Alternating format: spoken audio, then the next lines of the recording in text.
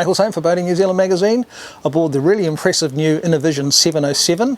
It's an aluminium boat from Innovision Boats. Quite an unusual looking thing. It's got a plumb bow, long waterline, heaps of internal volume, and to my way of thinking, it feels like a much bigger boat than it actually is. And that is certainly the case when we look at this cockpit. We've got a really good workable cockpit here.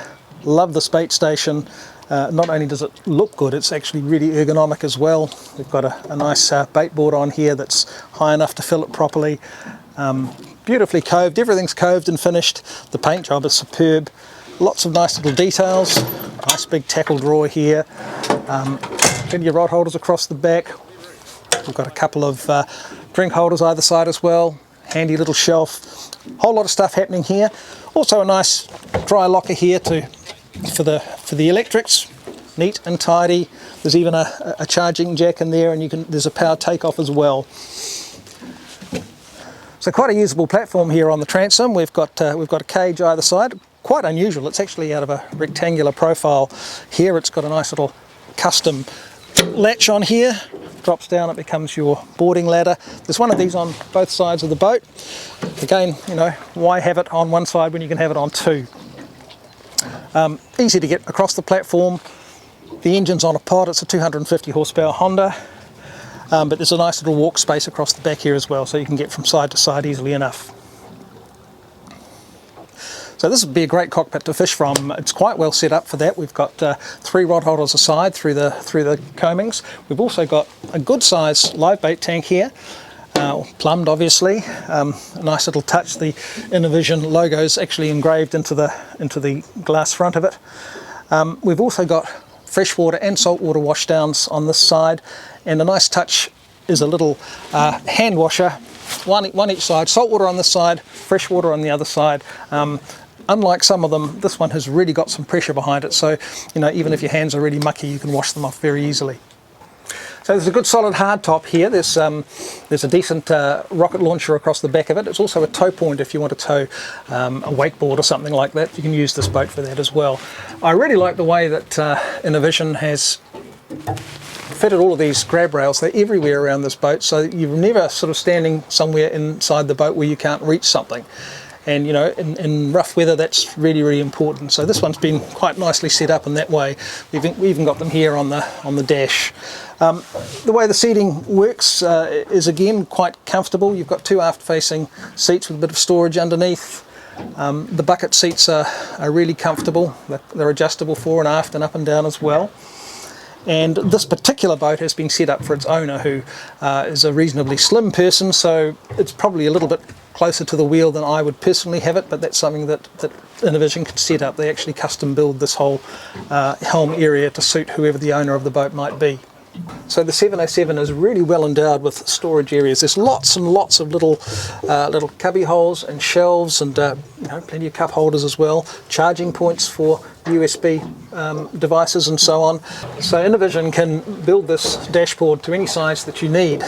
This particular owner's gone for a couple of 9-inch hybrid touch Raymarine units, but you can accept even a big 16-inch unit should you want to.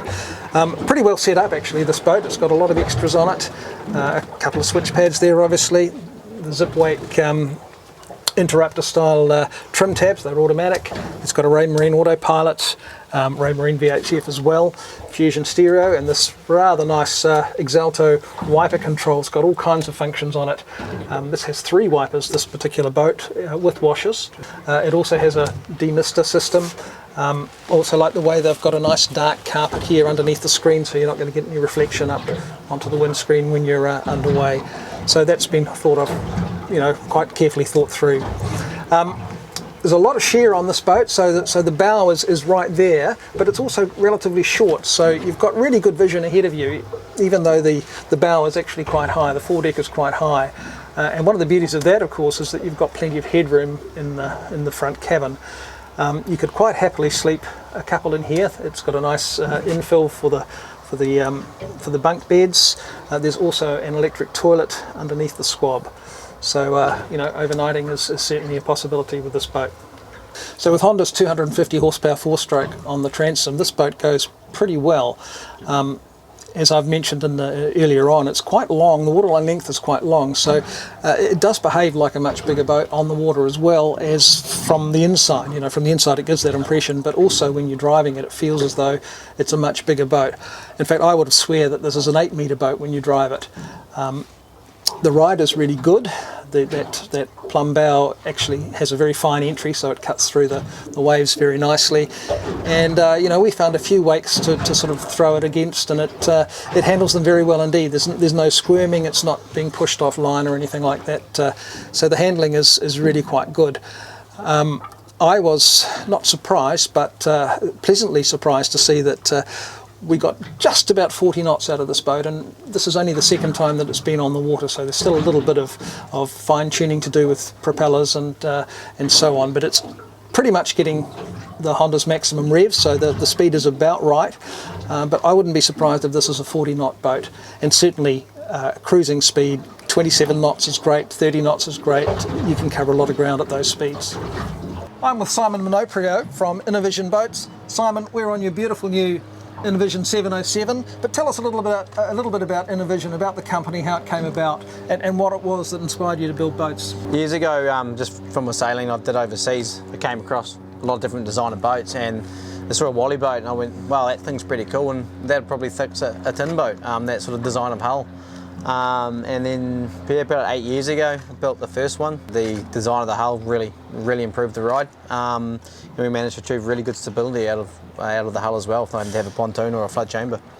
So, I mean, if there was any one thing that you would say sets your boats apart from other boats in the market, what would that be?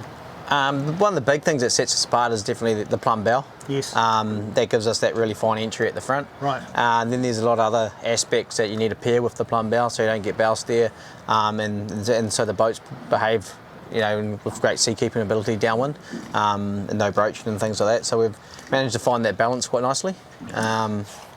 Well, something that really strikes me, Simon, and this boat in particular, I mean, this is ostensibly a 7-metre boat, but the volume here is immense, and from the inside anyway, it feels like a much bigger boat than that. Is that a feature of the whole range? Yeah, it's basically like our 5.5 metre is very similar to a 6-metre boat of length overall. Internally, like the bunk size, the cockpit size and the hardtop size all lines up to something that is 6 metres of LOA. But we get that extra cockpit space and stuff because of the plumb bow. You would get an extra 0.5 metre so in the bow, so the bunk gets bigger, and right. So typically you compare our size to something 0.5 metre bigger, and then you're apples for apples in volume. So essentially you're getting a bigger boat for your length, if you like. Yeah, a bigger boat and a smaller manageable package. So Innovision definitely takes an alternative route when it comes to building boats. These are quite unusual, but if you're looking for something unusual, and more particularly if you're looking for something that goes really, really well and gives you a whole lot of boat for the length, well, this is definitely worth considering. I don't think there are any other aluminium boats in New Zealand that are built this way, that look quite like this, or handle quite this way either. So this is something a bit special. It's not surprising that it's got Inno in the name, because it is quite an innovative company, and this is an innovative boat. I've thoroughly enjoyed my morning aboard her. I think this is one of the better riding boats I've been on for quite some time.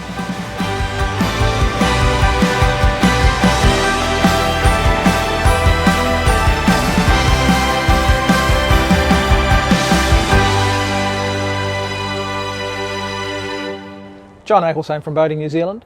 Thanks for watching. If you'd like to see more of these videos, please subscribe to our channel.